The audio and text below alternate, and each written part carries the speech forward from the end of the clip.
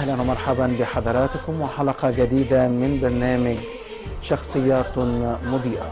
اخترتك تبقى في قصتي، انت بطلها وشهادة قلبي بفضلك لا تنتهي ولا بطلها، مع كل جلالة تشهد أعمالك. مشاهدينا في كل أنحاء العالم، أهلا ومرحبا بحضراتكم وحلقة جديدة من شخصيات مضيئة. يسعدني في هذه الحلقة أن ألتقي بشخصية مضيئة أضاءت حياة المئات من الشباب الذين كانوا بعيدين عن الكنيسة. أنها السيدة ديبي أرمانيوس الأسترالية الأصل.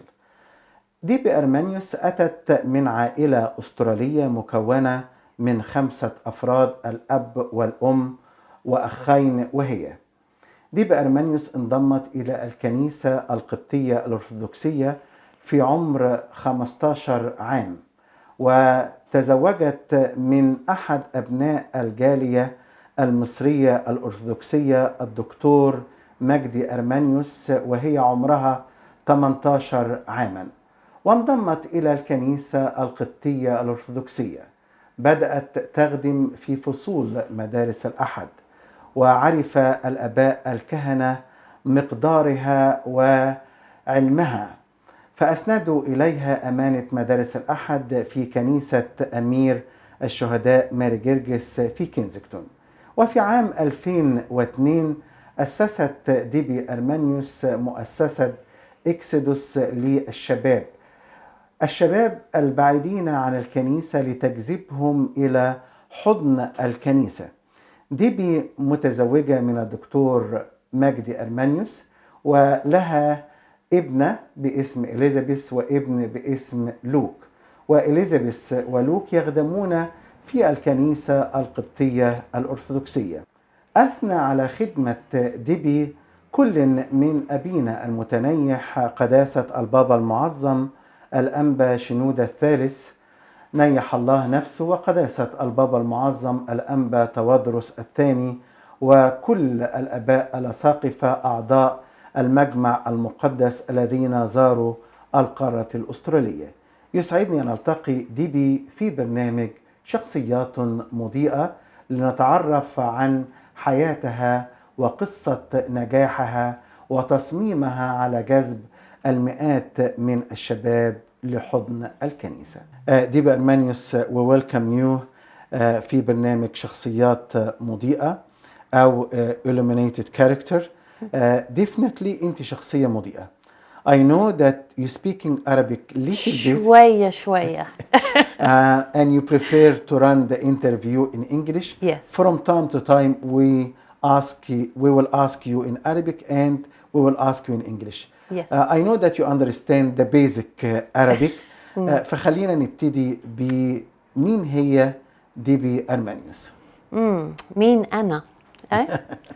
So I am a 5th generation Australian, and my great grandparents came to Australia as convicts, and we really, by the time I was born, we were not part of a church. That's how it was. And so I learnt to know Christ through a young lady that I went to school with, and then later her family, and they were Coptic Orthodox people. What I didn't know at 15, 14, I knew that they had something different to me and my family, but I didn't know what it was. قالت ديبي أنها من الجيل الخامس الذين أتوا إلى القارة الأسترالية، وأتوا من عائلة كاثوليكية، وفي سن 15 عام تعرفت على الكنيسة القبطية الأرثوذكسية من خلال صديقتها التي قدمتها إلى الكنيسة القبطية الأرثوذكسية. What attracted you to our Coptic Orthodox Church؟ أو إيه اللي جذبك لكنيستنا القبطية الأرثوذكسية؟ الكنيسة is illuminated. This is the character, the illumination of those within. Those people were illuminating Christ himself. يعني هؤلاء الخدام هم الخدام المضيئين اللي بيوروا نور المسيح لكل واحد بيدخل الكنيسة. Yes. So the few people I knew that were Coptic started engaging. The priests would come. They didn't speak English at all, but it didn't matter. يمكن اللي عرفوكي الطريق للكنيسة القبطية الأرثوذكسية كان عبارة عن 2 من الآباء الكهنة، ما كانوش على حسب قولك ما كانوش بيتحدثوا الإنجليزية بطلاقة في نفس الوقت. So in the church at the time, there was no English, and my confession was translated by someone to the priest. So I was baptized at the age of 15. يعني حضرتك اتعمدتي في سن 15 سنة. Who baptized you and how you start your relationship with the Coptic Orthodox Church؟ أو مين اللي عمدك وإزاي بدأت علاقتك بالكنيسة القبطية الأرثوذكسية؟ So the baptism was with Abuna Mina Namatalla and Abuna Musa Solomon. The confession, Amba Antonius Moros. يعني العماد تم بيد كل من المتنيح القمص مينا نعمة الله وقدس أبونا موسى سليمان ربنا يديله طولة العمر، وكان أب اعتراف حضرتك في الوقت ده هو نيافة الحبر الجليل الأنبا أنطونيوس مروس. And his grace, his eminence now, Amba Antonius, really is my father. I know him more than my own father. يعني حضرتك علاقتك بنيافة الحبر الجليل الأنبا أنطونيوس مرقس علاقة أب وعلاقة قوية بتربطك بيه. Yes. These are the illuminated characters. دول الشخصيات المضيئة اللي كانوا في حياتك. They are the fifth gospels. The fifth gospel, not for me as an Australian, I didn't know Matthew, Mark, Luke and John, but I met the gospel of Abuna Musa and the gospel of His Grace Bishop Antonius Morkos. And this is the gospel for those who are not brought up in it. We have to engage with Christ via people. يعني من خلال علاقتك بهؤلاء الآباء المباركين نيافة الحبر الجليل الأنبا أنطونيوس مرقس وأبونا موسى سليمان كنت بتعتبري أن هؤلاء هم إنجيل معاش قدامك. Yes. بالإضافة إلى الأناجيل الأربعة. So before I knew the Bible and before I knew anything, these characters, these illuminated characters, gave me Christ. قبل ما تعرفي الإنجيل وتقريه عرفتي هؤلاء اللي هم أضاءوا لحضرتك الطريق. في بداية خدمتك when you starting serving in our Coptic Orthodox Church, Father Marcus Tawfiq asked you to serve on the Sunday school classes, and you became the superintendent for the Sunday school classes, and everyone witnessed you're successful in this service. يعني بعد كده قدس أبونا مرقس توفيق قلة أسند إليكي إنك أنت تكوني خادمة في مدارس الأحد، والكل حس قد إيه بعطائك للخدمة ومدارس الأحد. The third illuminated character truly is Abuna Morqus Khella, Tawfiq Khella. So in the beginning, Abuna Musa Solomon had me with the Malaika, the little ones. And over the years, many years, by the time I was with Abuna Morkos, my orthodoxy, I believe, everything I know about orthodoxy, everything I know about Christ is from Abuna Morqus Tawfiq. يعني كل حاجة البداية كانت مع قدس أبونا موسى سليمان. بعد ما عمادك مع الملائكة ابتديتي تعرفي الأرثوذكسية خطوة بخطوة عن طريق قدس أبونا مرقس، وزي ما قلت إن هو أسند إليكي الخدمة في مدارس الأحد. Even I remember before I traveled to Egypt for the first time to see the great monasteries and the churches, Abuna Morros had brought to Sydney, Australia, the iconostasis of the little chapel in St. George.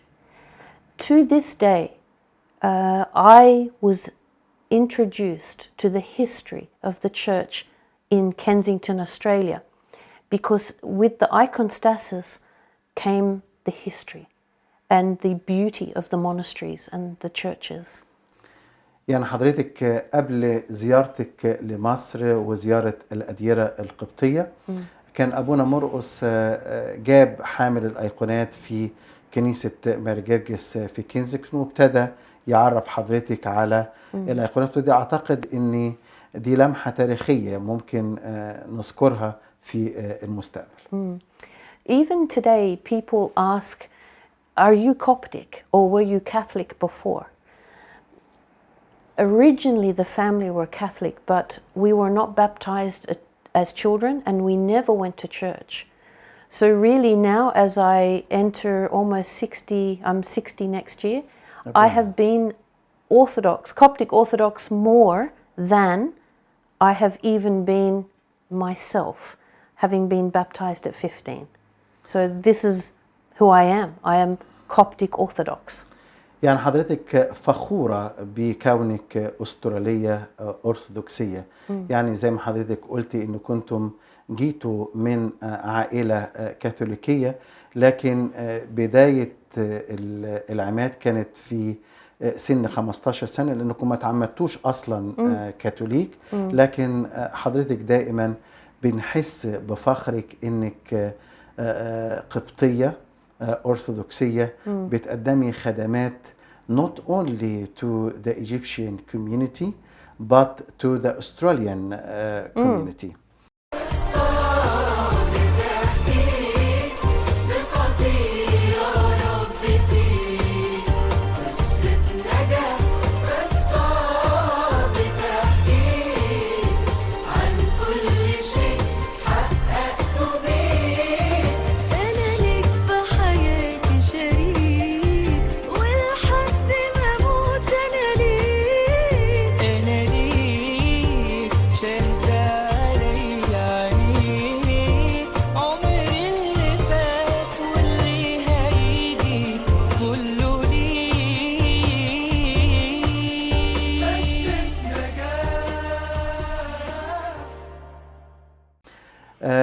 Definitely, Debbie, we are in the front of a unique person. You established a unique service helping the youth. يعني احنا قدام شخصية متميزة جدا، قدمتي خدمة متميزة لم يفكر أحد فيها من قبل. When you reach the youth, they are away even for a little bit from the church, you can reach them. You can go and speak to them. I want to go back to 18 years ago when you established Exodus. Where is the idea come from? I will come back to your service in Africa and with the youth. But I want to focus about Exodus service. عايز أركز على خدمة إكسودس. من أين أتت الفكرة وليه صممتي إنك أنت تبتدي من الصفر في هذه الخدمة؟ See how God works.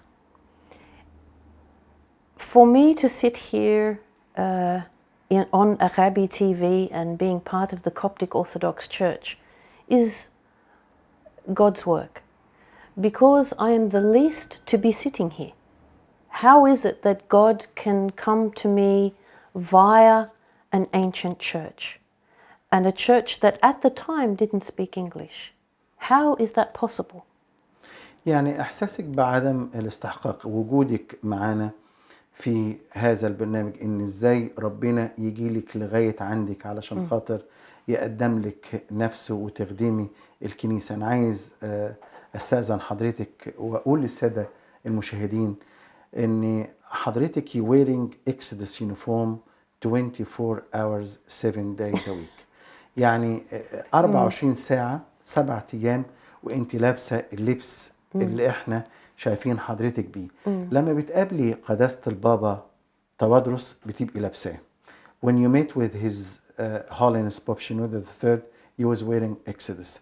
When you went to Egypt, he was wearing Exodus. You feel proud that you are a servant of this association. إحساسك بالفخر إنك أنت بتخدمي في هذا المجال. The organization was created because we, as a community, not only the Australian community, but the Coptic community, we need social services. In Egypt, Ambayolios is head of social services. In the lands of immigration, we were coming to the realization that social welfare is the living gospel. يعني حضرتك كنت حاسة باحتياج المجتمع القبطي لخدمة اجتماعية زي ما نيافة الأنبا يوليوس أسقف الخدمات العامة دلوقتي في القاهرة، كنت حاسة إن الكنيسة هنا محتاجة لخدمة اجتماعية. So in the lands of immigration, the youth, the children that are born, they are Egyptians and Australians.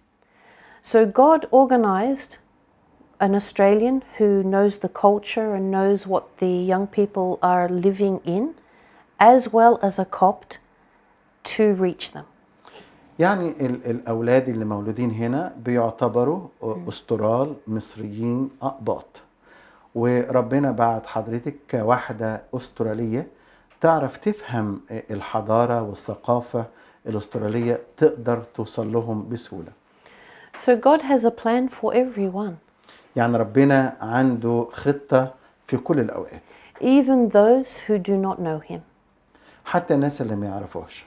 So I believe that He called me and people like me that are not originally part of the church into this church. يعني حضرتك بتعتقدي إن ربنا دعاكي وكل الناس وكل الخدام اللي بيخدموا معاكي علشان خاطر يقوموا بهذه الخدمة. And through His grace and through Him, من خلال نعمته وبركته. He finds a spot for us to serve لقى مكان ليكم عشان تخدموا. and uses us. استخدمكم.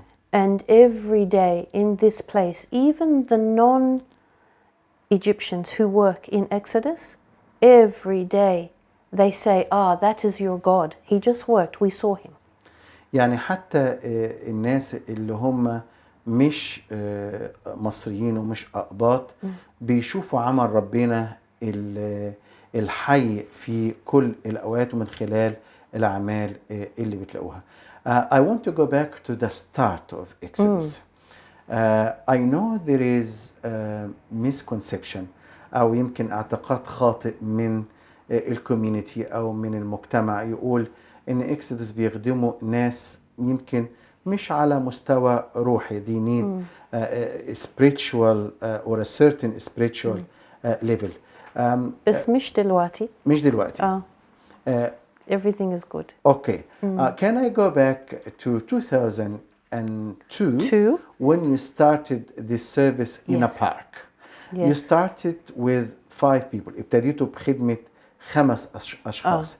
إيه اللي تفتكريه في اليوم دوا وانتوا راجعين من أفريقيا وحاسين إن هؤلاء ال5 شباب محتاجين لرعاية ومحتاجين إنكم توصلوهم لبر الأمان؟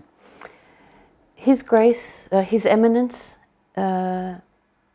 Bishop Antonius Marcos, yes, in South Africa, was training us, and those 5 were in Africa with us. يعني حضرتك وال5 خدام دول كانوا موجودين في أفريقيا ونيافة الأنبا أنطونيوس مرقس قام بتدريبهم. So we came back here. And we thought to ourselves, we are serving in Africa. Why not serve here too? Because we have the language as well. يعني خدمتوا في افريقيا، طب ليه سألتوا نفسكم ليه ما نقدمش الخدمة دي، ولا سيما ان عندكم القدرة اللغوية انكم تتعاملوا مع الشباب المولود هنا؟ The shabab that were with me in Africa, they saw God. They felt it.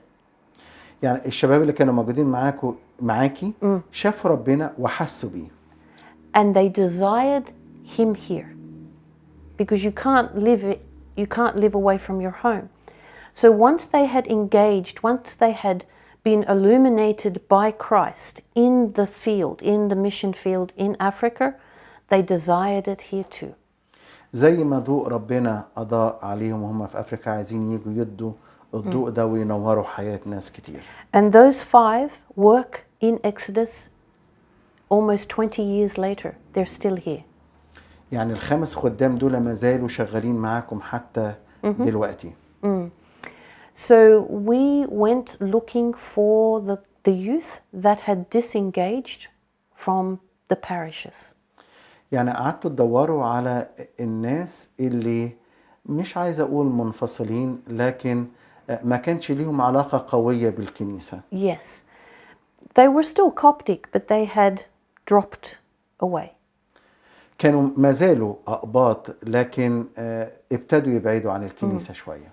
Even we have had Coptic people here at Exodus who have never been to the church. After they were baptized, they never went again. So we started gathering in a park in the evening, and we met with a few, and the next week with 10, the next week with 20, and it grew until every week we would meet with 40 youth. يعني العدد ابتدى يكبر، ابتديتوا بتقابلوا 2 وبعد كده العدد ابتدى يزيد لغاية لما وصلتوا 40. Yeah. And we started, I mean, it's nice to say God bless you. It's lovely. But we have to feed and serve and heal those who are in pain. يعني ابتديتوا من السهل قوي انكم تقولوا ربنا يبارككم، لكن كان لازم توكلوا وتخدموا وتشيلوا بعض الألم منهم. Maybe from addiction. من الإدمان. Maybe from trauma. Trauma from family, trauma from, they're depressed, they're anxious. There are different reasons why people fall away. مش عايزين نقول يمكن مصيبة مع العيلة، مشاكل كبيرة قوي مع الأصدقاء أو العيلة، كنتوا بتعالجوا كل هذه المشاكل. And maybe unemployment, self-esteem. Maybe they had been in trouble with the law and gone to jail and come out. يعني في حد فقد ثقة في نفسه، مش لاقيين شغل، في ناس دخلوا السجن وطلعوا والمجتمع ابتدى يلفظهم. I want to ask about how did you cater for the needs. I'm filming with you here from Exodus Center. Yes. We're going to show the viewers المركز ده، هنوري المشاهدين قد ايه المركز ده بيقدم خدمات، وشايفين الصور موجودة في كل حتة. الصور دي بتأكد على نجاح خدمتكم. ناس كتير بيشوبس أثنوا على هذه الخدمات اللي انتوا بتقدموها. بيشوبز من مصر، أمريكا، إنجلترا، كل أعضاء المجمع المقدس. مقابلتك مع المتنيح قداسة البابا شنودة الثالث، مقابلتك مع قداسة البابا توادرس، الكل أكد على ضرورة وجود مركز، أنا بسميه مركز إنقاذ للشباب. طبعا أبائنا الكهنة بيعملوا كل ما في وسعهم أنهم يخدموا الشباب، لكن يمكن إكسودس بيبقى عامل حفاز. I know that you are not a Sunday school classes, you are not a youth meeting, but you helping to you're helping the youth to put them on the right track. Yeah, we have programs, we have counseling, we have social workers, psychologists, we have people that will advocate for those young people that may be vulnerable, and not just young people, by the way. It began with young people, but we're now community services.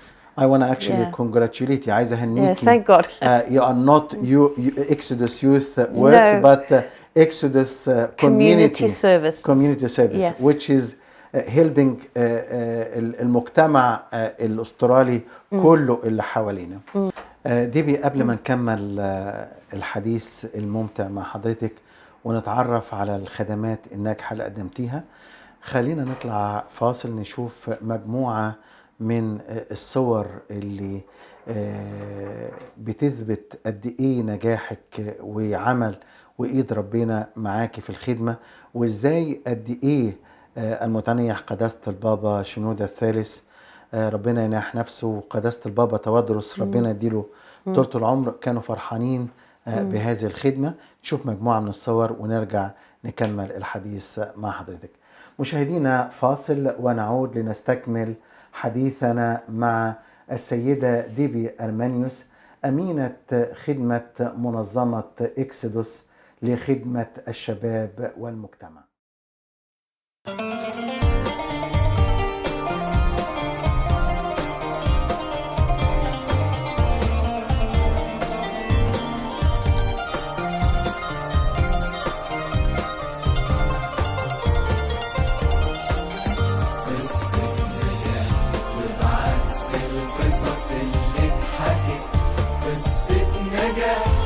الفرحة وبس عليا بكت، قصة نجاح وبعكس القصص اللي اتحكت، قصة نجاح من الفرحة وبس عليا بكت، رغم شرطك أصلي اخترتك تبقى في قصتي، انت بطلها وشهادة قلبي بفضلك لا تنتهي ولا بطلها، اخترتك تبقى في قصتي، انت بطلها وشهادة قلبي بفضلك لا تنتهي ولا بطلها، مع كل جلالة تشهد أعمالك إنك مع العظمة حنون، وده شيء بيخلي اللي بيتعب بيتمنى حضنك يكون قصة نجاح، قصة بتحكي ثقتي يا رب فيك، قصة نجاح، قصة بتحكي عن كل شيء حققته بيك، أنا ليك بحياتي شريك ولحد ما أموت أنا ليك شهدة عليا عينيك، عمري اللي فات واللي هيجي كله ليك.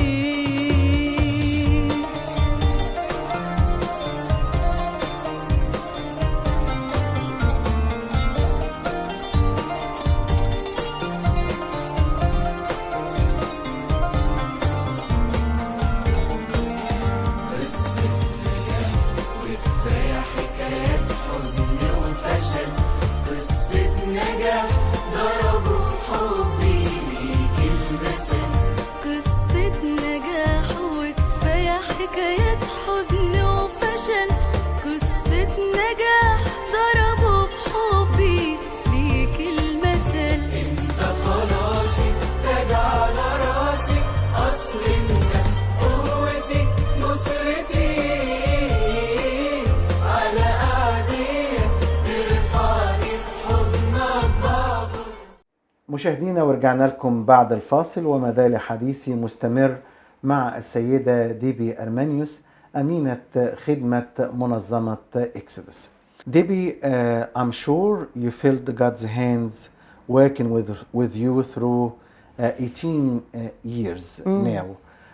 Can you share with the viewers some of the successful story that when you went home كنت فرحانة شاركتي هذه الفرحة مع ربنا الأول شكرتيه إنه كان واقف معاكي إنك حققتي الهدف بتاعك من تأسيس الخدمة دي صليتي وشكرت ربنا وصليتي لهؤلاء اللي رجعوا لربنا فعلا رجعتيهم للطريق الصحيح ورجعتيهم للكنيسة وسلمتيهم لأب كاهن يرعاهم for the rest of their lives.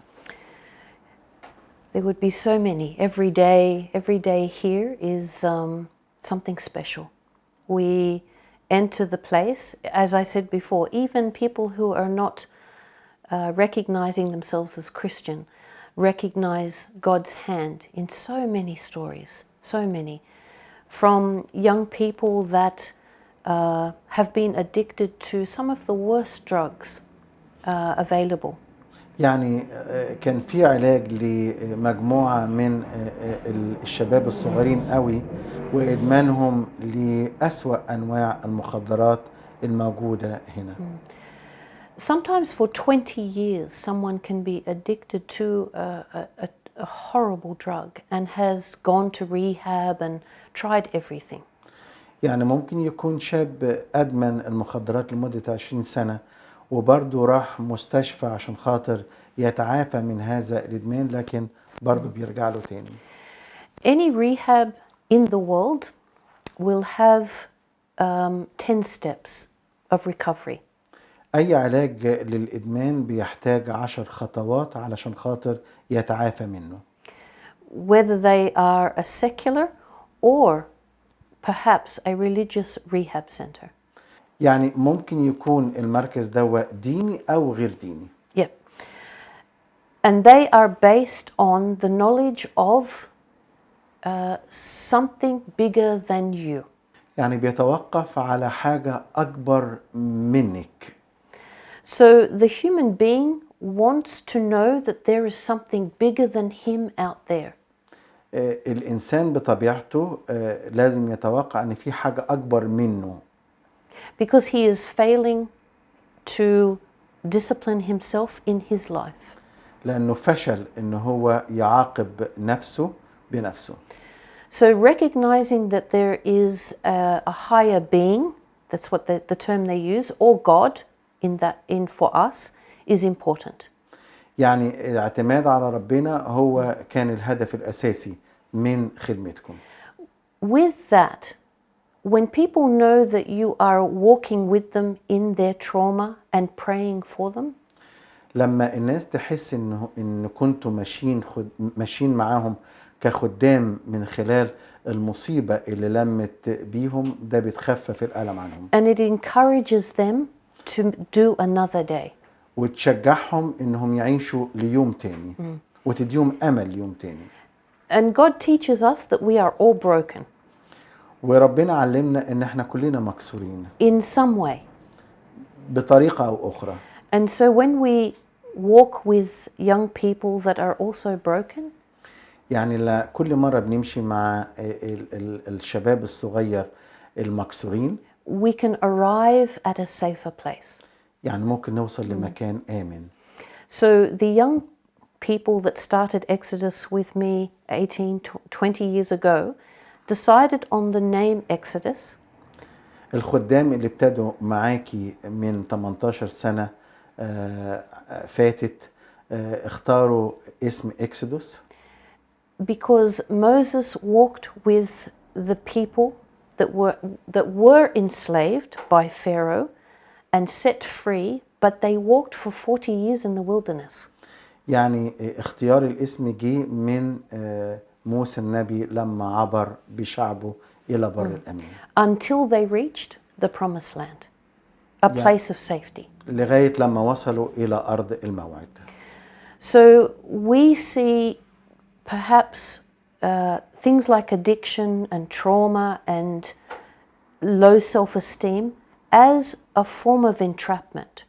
يعني حضرتك عايزة تقولي ان كل هؤلاء الشباب الصغير اللي وقع في الادمان او عدم الثقة بالنفس او المصائب الاخرى اللي بتحل بيهم، حاسة ان هم يعني محبوسين في هذه الازمة، And through the grace of God, they can be set free. يعني من خلال نعمة ربنا يقدروا انهم ينطلقوا ويتعالجوا and they overcome this problem. So we had a young man that was addicted to ice, which is crystal meth, for 20 years. يعني كان عندك حالة لأحد الشباب الصغيرين اللي كان مدمن على علاج المخدرات أو الآيس لمدة تزيد عن 20 سنة. He was living in his car, كان بيعيش ال20 سنة دي في العربية بتاعته، and his family had enough of him, disowned him. وعيلته مش عايزاه يقعد معاه. He came here looking for help, جه لمنظمة إكسودوس بيطلب المساعدة، somewhere to live, عايز مكان يعيش فيه، to recover, يتعافى من اللي هو فيه، and some counseling. and some علاج نفسي. But 20 years addiction is going to be almost impossible to fix. يعني في حد يعني المشكلة في حد ذاتها 20 سنة عشان خاطر نعالج 20 سنة إدمان، عشان نعالجها كان شيء مستحيل، مش ممكن. Especially this drug. ولا سيما النوع drug? نوع المخدر دوا. No way. Today, through the grace of God, he now volunteers here and helps other young people with the same problem to come out from the problem. النهارده بعد He علاجكم volunteers. لهذا الشاب، بعد ما تعالج جه Yep. علشان خاطر Yep. يخدم في منظمة إكسودوس، ويخدم برضو الشباب اللي هم اتعرضوا Yep. لنفس المخدر وقدر يعالج ناس كتير. He is a father and he is working, he donates, and he helps our people in the Coptic community. If I need something, I ring him and he does it. اتعالج Yep. وبقي خادم Yep, وبقي اتجوز وليه عيلة وبقي أب، yep. وابتدى يعطي حتى من فلوسه علشان خاطر أي حاجة. أي حاجة. هو هنا. This is the grace of God. دي نعمة ربنا. أنا الحقيقة أنا بكيت، يعني أنا يعني عايز أقول لحضرتك القصة نفسها أثرت فيا، وأكيد هتأثر في السادة المشاهدين. عشان كده أنا بقول أنا قدام شخصية مضيئة كانت ليها فكر واعي، فرحة الكنيسة، فرحة ربنا، فرحة الخدام، فرحة الآباء الكهنة، فرحة عيلة هذا الإنسان اللي عاش 20 سنة من حياته مدمن لهذا المخدر المميت. وجوده في الحياة وإنه ما تعرضش لخطر إن هو يتوفى أو يعمل في نفسه حاجة. أعتقد ربنا والسماء والعيلة والمجتمع فرحانين بهذا الإنجاز. And there are many cases like this. وفي حالات كتيرة زي كده Many. حضرتك عالجتيها. Yep. Debbie, we're going through hard time now through the coronavirus. يمكن في عائلات كتيرة، في آباء فقدوا شغلهم، وده أثر على العنف العائلي، الفاميلي violence. How Exodus Community Service helping those family to overcome this problem? To start with, we have online phone counseling, which is free. Everything here is free. يعني في خط ساخن لمعالجة هذه المشاكل. We also have downstairs a small supermarket of donated groceries. يعني تحت في محل كده في كل المتطلبات اللي بيعوزها البيت للي بيحب يتبرع. and also cooked food. So amazing people. Exodus doesn't exist without all the other illuminated characters that you don't know their names. They come with food, cooked, labeled. We put it in the freezer. Then we deliver. يعني في ناس بتتبرع بوجبات ساخنة بتحطوها في التلاجة لغاية لما تودوها للناس المحتاجة. With God, all things are possible. Matthew 19:26.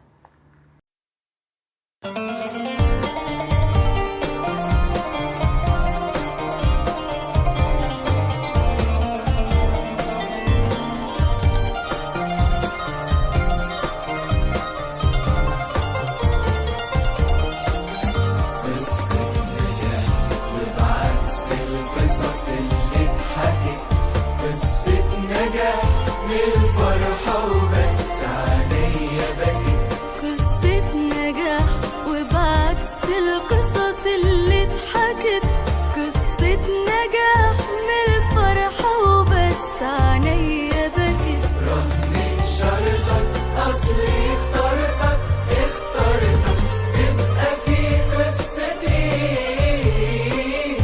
انت بطلها وشهادة قلبي بفضلك لا تنتهي ولا بطلها اخترتك تبقى في قصتي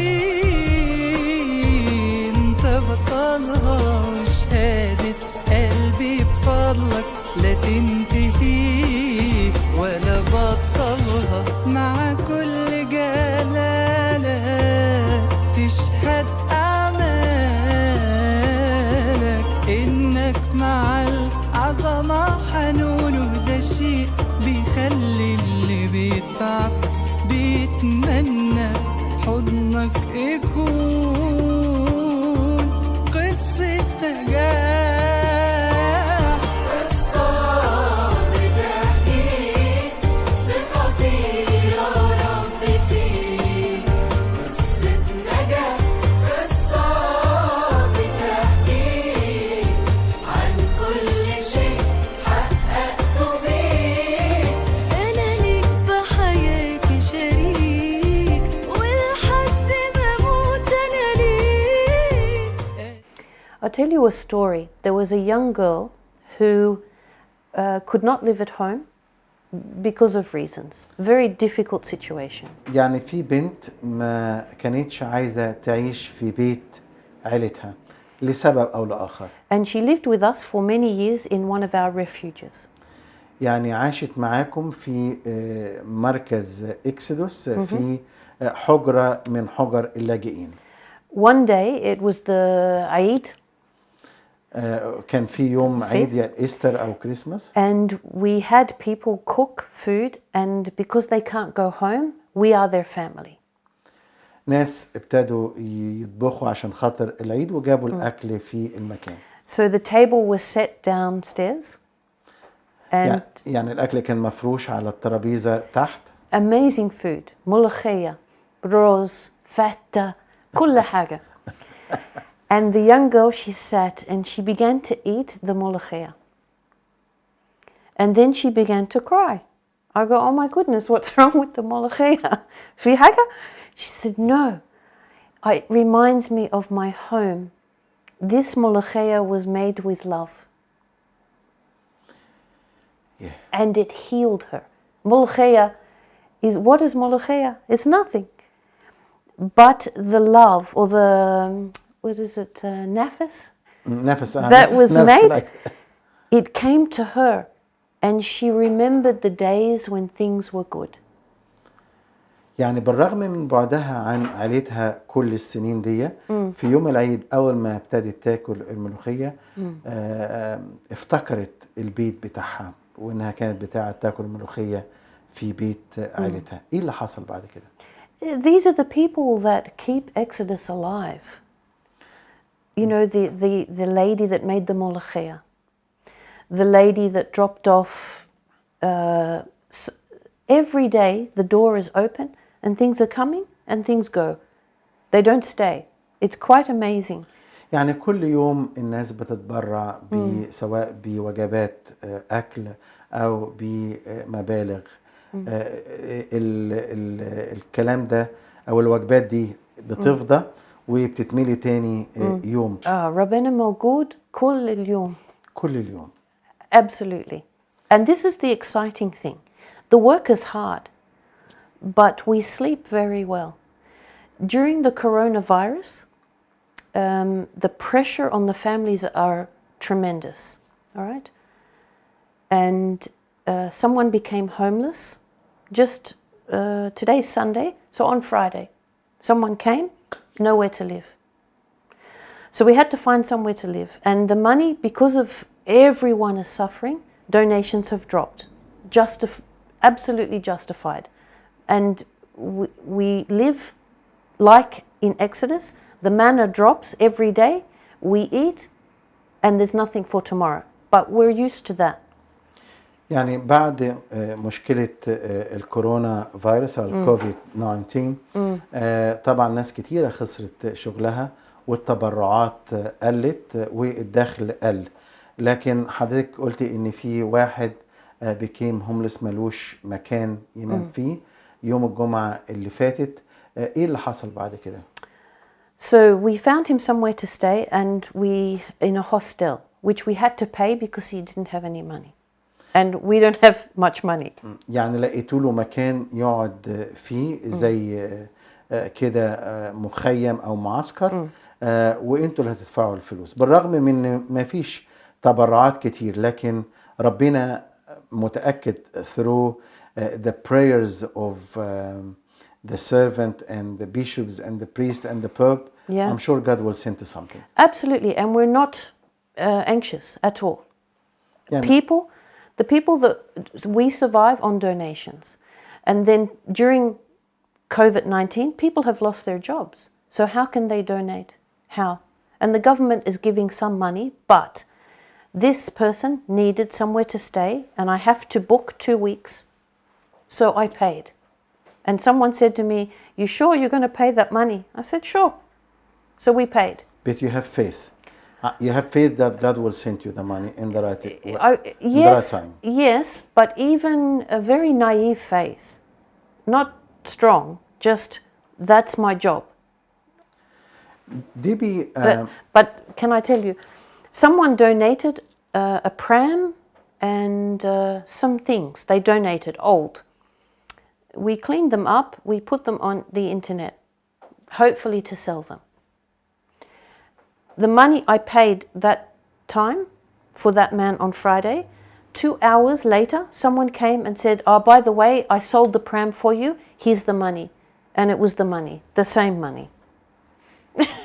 I can this is God's hand. يعني خليني أترجم بس للسادة المشاهدين. حضرتك لما دفعتي الفلوس للأسبوعين لهذا الإنسان اللي بقى ملوش مأوى، كان عندكم عربية للأطفال نظفتوها وحطيتوها للبيع. بعد ما دفعتي المبلغ ده بساعتين جه واحدة قالت لك ادي الفلوس انا بعت البرام، وكان نفس المبلغ هو نفس المبلغ اللي انت دفعتيه بالظبط. يعني لو جبتي اكبر محاسب في استراليا عشان يحسب الكلام ده مش هيحسبه بالدقة دي. This is the evidence of God. The illumination of God. We are called as Christians to be His hands, His feet, His face in the community. شخصية مضيئة. أنا اتكلمت كتير عن الخدمة إكسودس، وأعتقد إن إحنا we covered Exodus many times on غاب أستراليا. لكن today I want to focus on DB Armanious. DB Armanious, the Australian Coptic. What do you like about our Orthodox Church? What is your favorite part in our mass?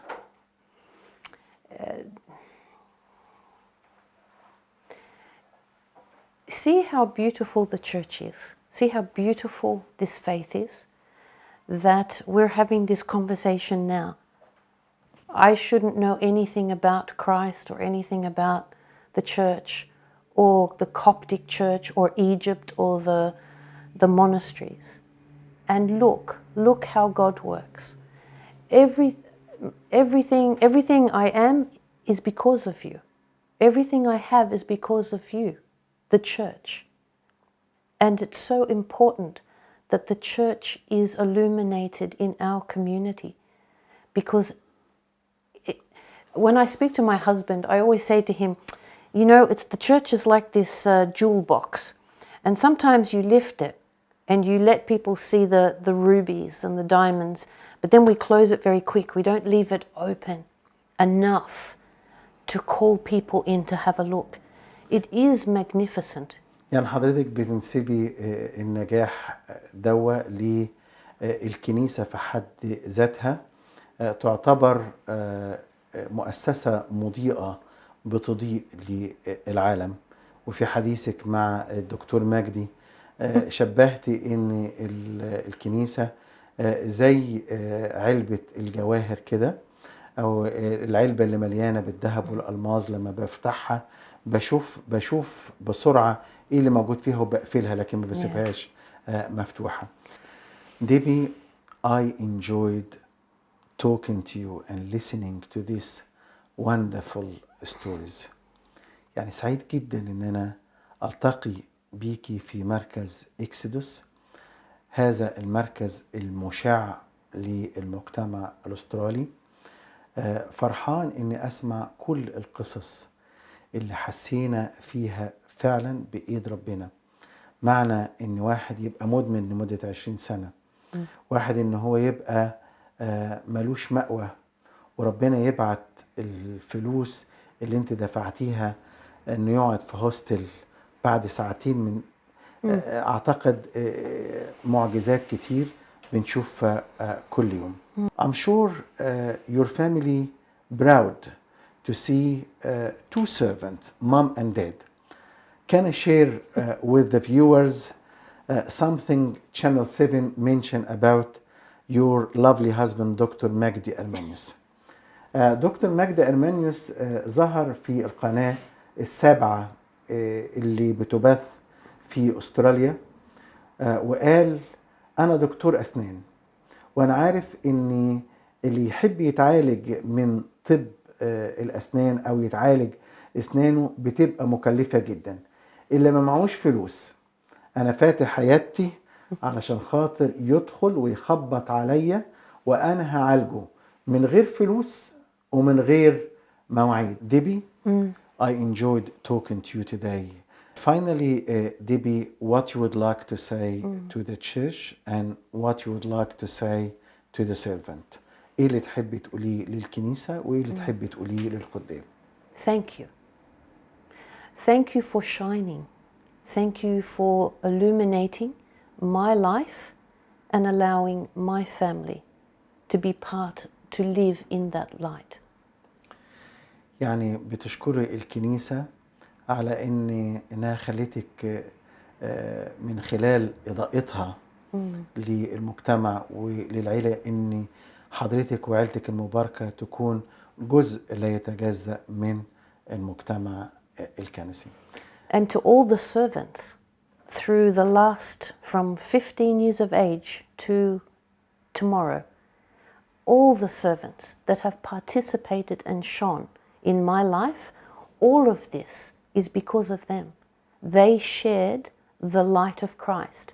This verse that says, be the light to the world, hundreds, if not thousands of people from Egypt to Australia, to America, to England, have shone on my life, and it has allowed these services to exist.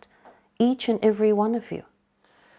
من خلال خدمتك عايزة تقولي إن من بداية حياتك في الكنيسة منذ أن كان عمرك 15 عام حتى غدا بتشكري كل واحد وقف معاكي في هذه الخدمة.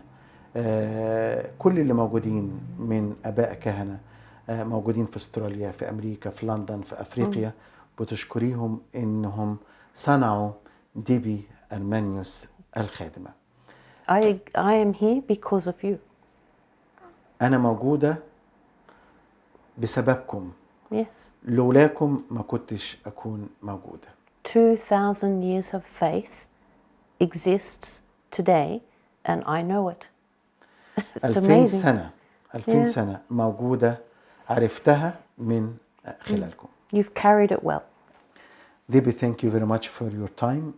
I know that I took 1 hour from your service time here in Exodus. بشكرك انك اديتينا ساعة من وقتك علشان خاطر تقدمي للسادة المشاهدين قصة حياة ديبي أرمانيوس الأسترالية المولد، اللي دخلت كنيستنا القبطية وهي عمرها 15 سنة، وتعرفنا على قد إيه كان ربنا واقف معاكي من خلال تأسيسك لمنظمة إكسودوس. And thank you Agapy TV for this opportunity. It's a brilliant topic, and I put it back on all of you, each and every one of you, each servant of Agapy here and in Egypt. God bless you and reward you, and God knows you, and thank you for all that you do, and you've served Exodus for 20 years. Thank you, Effort. Debbie. Thank you so much. Thank you, Debbie. God bless. مشاهدينا، النهاردة كنت مع حضراتكم في برنامج شخصيات مضيئة.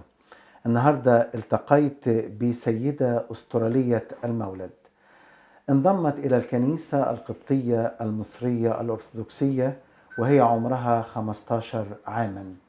قدمت من وقتها ومن علمها ومن خدماتها إلى كل الأطفال والشباب الذين بعدوا عن حضن الكنيسة ولو للحيظة واحدة.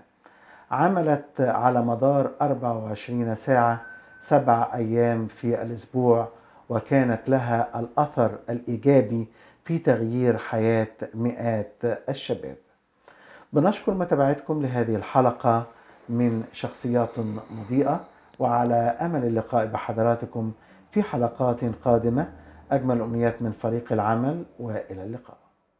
قصة نجاح وبعكس القصص اللي اتحكت، قصة نجاح من الفرح وبس عينيا بكت. من شرطك أصلي اخترتك تبقى في قصتي، انت بطلها وشهادة قلبي بفضلك لا تنتهي ولا بطلها. اخترتك تبقى في قصتي، انت بطلها وشهادة قلبي بفضلك لا تنتهي ولا بطلها. مع كل جلالة تشهد أعمالك، إنك مع العظمة حنون، وده شيء بيخلي اللي بيتعب بيتمنى حضنك.